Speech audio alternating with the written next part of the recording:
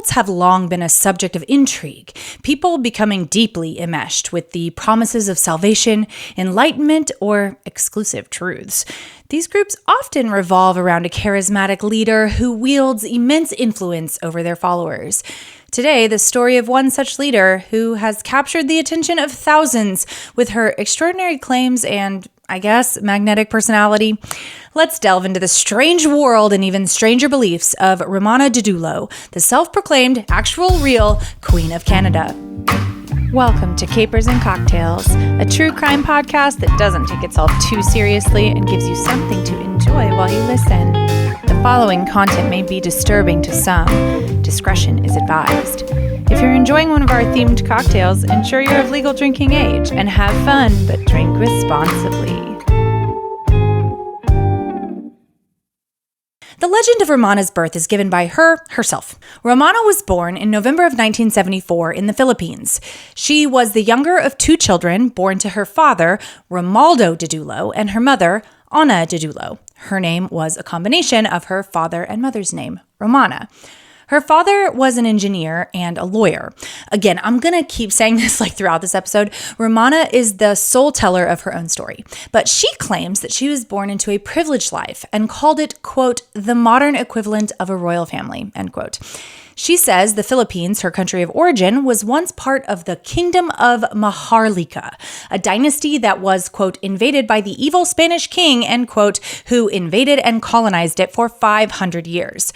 Romana believes that the richest royal families in the world are from the Kingdom of Maharlika. This has all been debunked, but that doesn't seem to stop anybody in this episode. Evidently, because we definitely can believe everything she says, Romana's grandmother taught her 5 languages as a child. Romaldo, Romana's father, died when Romana was 10, and her mother, Ana, died when she was 11. Until she was 15, Romana and I'm guessing her sibling were raised by her aunt, Winnie, a school teacher, and her grandparents. On July 25th, 1990, Romana, who was 15 at the time, immigrated from the Philippines to Vancouver, Canada.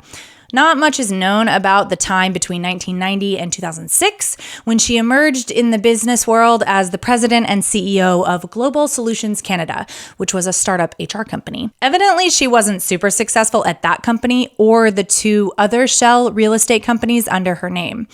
Again, Romana was really unknown until 2020. Yes, 2020. I needn't remind any of you about what 2020 was like. But maybe the second most important thing to happen in 2020 was that Romana Didulo founded her very own political party. Declaring herself both leader and founder of the Canada First Party, she developed the clever and oh-so-unique tagline, "Draining the Swamp in Ottawa." Despite her rather regional tagline, the party, at least according to the website, was a national political party. Some of the policies of this party were 1, enhancing the economy, sounds good, 2, targeting human and child traffickers, because evidently children are not humans and children can traffic. Anyway, 3, investigating and prosecuting corrupt groups of people like politicians and drug dealers. 4, canceling foreign aid funding. And 5, eliminating taxes. Apparently, the end goal of this party was to dissolve all other political parties and to eliminate globalists and communists. Evidently, Romana didn't get too many people to sign up for her earth-shattering political party, and it was never even formally registered as a political party. These policies, however, would be the foundation for Romana's ascent to the throne of her own design as Canada's new queen. Okay, y'all, buckle in because this is a strange story, I guess. Romana insists she was appointed, not self-anointed, as the real and actual Queen of Canada. Living in a basement in Victoria, Romana was just like us, living a normal life with a roommate and working a regular job. However, she was not so much like us, as she was also secretly communicating with Commander-in-Chief of the United States Air Force Academy, Civilian Command of Military Operations. That's a title she made up. Anyway, later revealed as some dude named David Carlson. David, also known as King, supposedly anointed Romana in 2017 after her mission against the Chinese Communist military presence in Canada. She claims that Chinese Communist Party was planning to attack the United States from underground tunnels running through Canada, the US, and Mexico. that were also used for illicit activities. Romana said that she prevented World War III by removing the Chinese military worldwide, earning her the title of queen. Yeah, that's it. That seems like exactly what happened. Now she was the Queen of Canada. And maybe that wouldn't matter so much if the only place she was declaring it was on a website that no one ever visited, but Romana ended up on Telegram. Now, for those of you who don't know, Telegram is a messaging app, like most messaging apps, where people can make different groups to send messages, photos, videos, and files. It sounds pretty regular. But a big difference here is that you can have large groups. It also has pretty good encryption, so you can send secret chats. It's pretty popular worldwide, and between February 2021 and May of the same year, the Queen of Canada's Telegram audience grew to about 20,000 members. So, having 20,000 followers when you're spouting about canceling foreign aid funding is one thing, but things started to get a little more, dangerous with Romana. First, she decreed January 2022 that all debts in the Kingdom of Canada would be forgiven. Spend away, friends, because credit cards, student loans, interest payments, and mortgages, all forgiven. She also focused in on the idea that COVID-19 was a fake illness designed by politicians to commit genocide, which, if it's a fake illness, I'm not sure how that causes genocide. But in any case, she told her followers to not get vaccinated and repeatedly warned that anyone involved in COVID-19 management and mitigation activities, like, say, wearing a mask, would be arrested for crimes against humanity and could have their property and assets seized. In fact, she said, quote, "These individuals will be charged with crimes against humanity and sent to a military tribunal where they will be tried and once convicted will be hung or executed by a firing squad," end quote. Yes, Romana was seriously against COVID-19 prevention, but she was a benevolent queen, as everyone would be given their favorite flavor of milkshake before their executions. I am not making this up. Then her followers started taking things offline.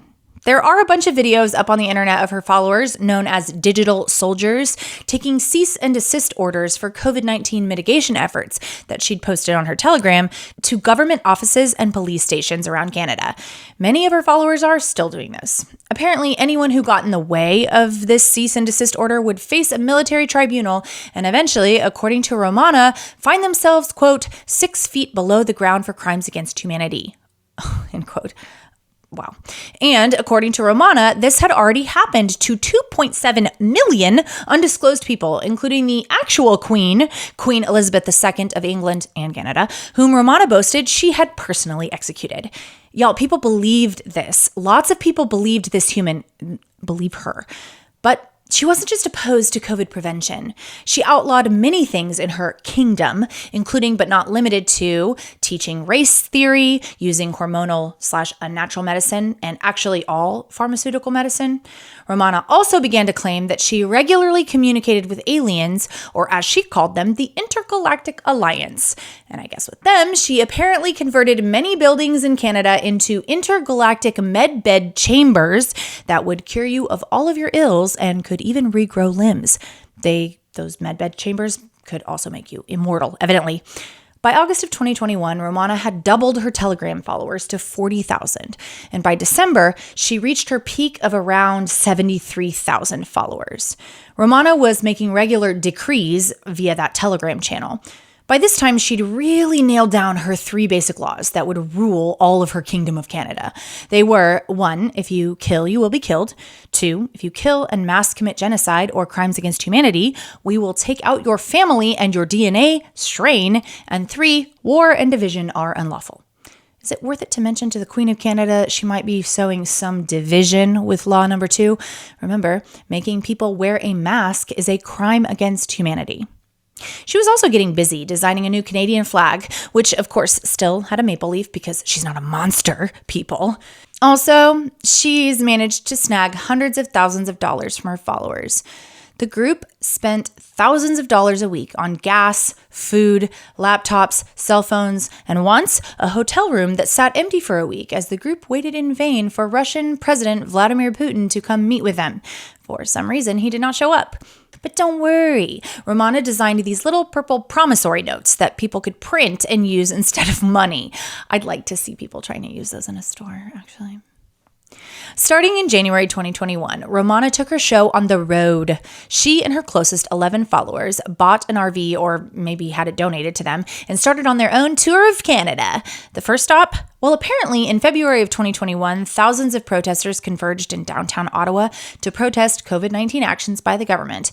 Yeah, we're talking about masks and vaccines here. Those protesters basically occupied downtown for 3 weeks and were described as disruptive and violent. Among the violence, Romana ordered that her followers burn a Canadian flag, and this symbolized the beginning of her reign as the Queen of the Kingdom of Canada. This was pretty easy for her to declare, as it turns out, because Justin Trudeau, the then and current Prime Minister of Canada, is either an actor, a robot, or CGI. Yes, she said that out loud, and people believe her. Romana immediately put Canada under her version of martial law, which it's evidently still under. Okay. After a few more RV tours, Romana and her followers moved into Saskatchewan, and specifically Richmond, a town, if you can even call it that, with 130 residents. And before we continue on with what happened in Richmond, we need to make a drink, both to enjoy and to cheers for the community itself. More on that later.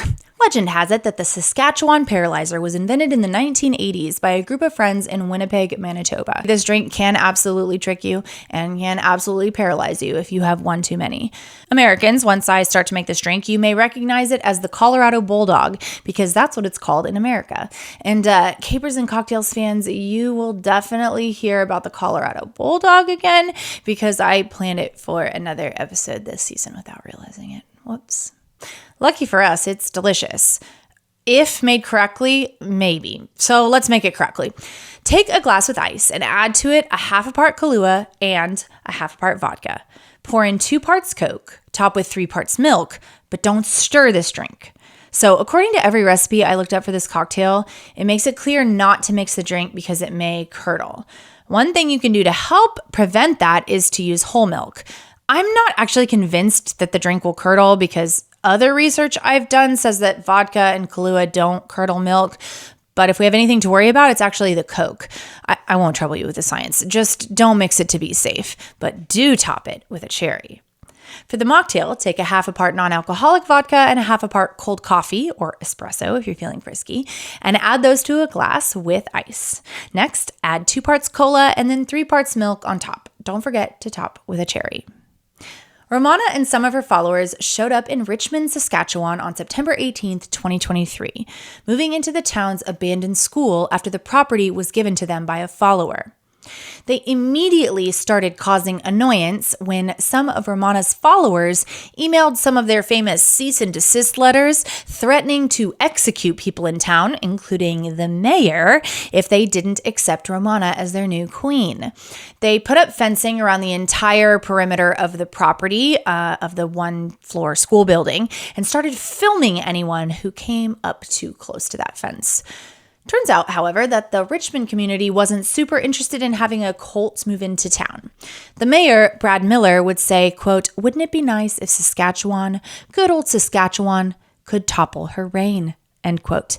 They started calling local tradespeople and companies around town, telling them not to do any work for the Queen of Canada. This seemed to have worked, since Romana was online at one point at least begging for a plumber. Others researched to see if they could get the group evicted. And also, there's nothing like some good old-fashioned pestering. The community would often be seen driving circles around the property, honking their horns, revving their engines, and yelling at anyone outside. At least one person's car horn actually blew out from overuse. I did not know that could happen. But don't worry, she had some backup air horns. Unfortunately, as of now, it seems like Romana is still hanging out in Richmond. I hope the residents still have their car horns.